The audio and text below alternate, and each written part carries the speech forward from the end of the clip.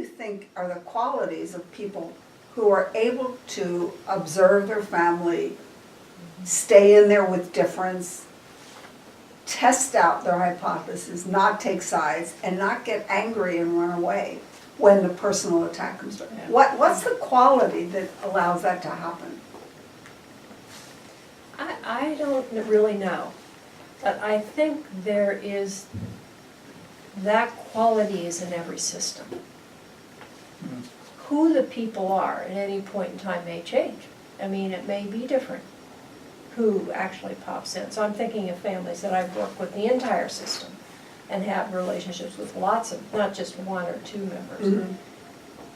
I think it changes. You know, someone may be more in a jam and really thinking things through, and then it shifts to someone else. And then it might evolve, flexibility may evolve in a different part of the system in a way that it was unexpected.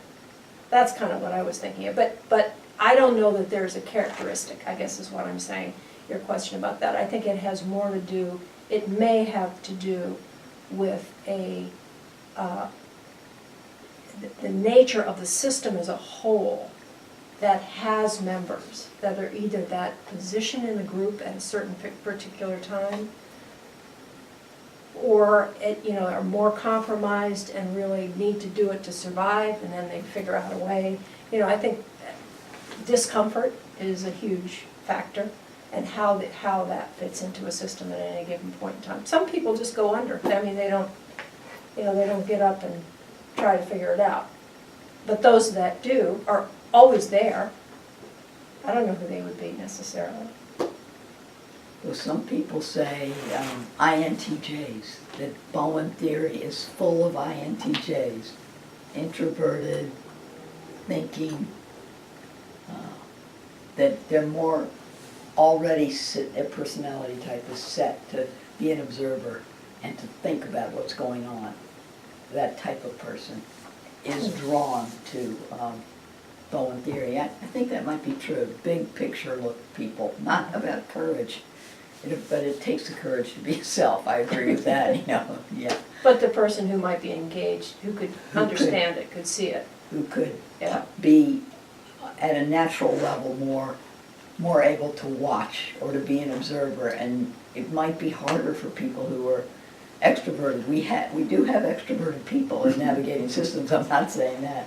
Yeah. But it might be harder for them to not want the solution right away and to observe as much. And I think that navigating systems offers a lot of opportunities to observe, especially triangles, things that are hard for people to see.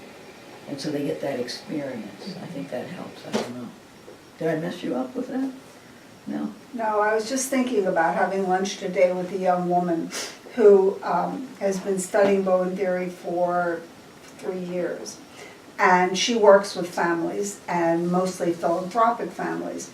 And she said that her ability to see a bigger system rather than just the wealth creator and just 2 generations has allowed her to have conversations way beyond the problem or the presenting problem that has generated in the family and in the philanthropy all kinds of creativity. And she said, who would have ever thought to go beyond the two generations that walk in the door, that it's been formatted before. She said it in very simple terms, but she said, when you begin to see it as a part of a multi-generational system, many more solutions become available to you. And she said it, she said it as a business person who's serving clients, and kind of what this opened up for her. It was really neat to hear that. And she also talked about, relationships in her own family that she now knew how to address, either to move forward or to let the people who had the problems live with the problems. And I thought, it's pretty darn good for 3 years. Been working on this for 25 years now.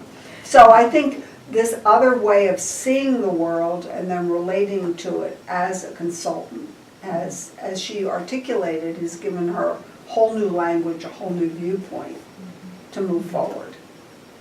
You know, I think we've talked about two things, triangles and multi-generational process. In some ways, I was thinking of what are the kind of the concepts that really you can grab hold and just automatically move you into a systems way of thinking. Right.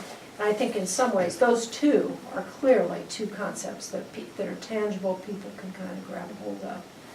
To see to be in a situation where there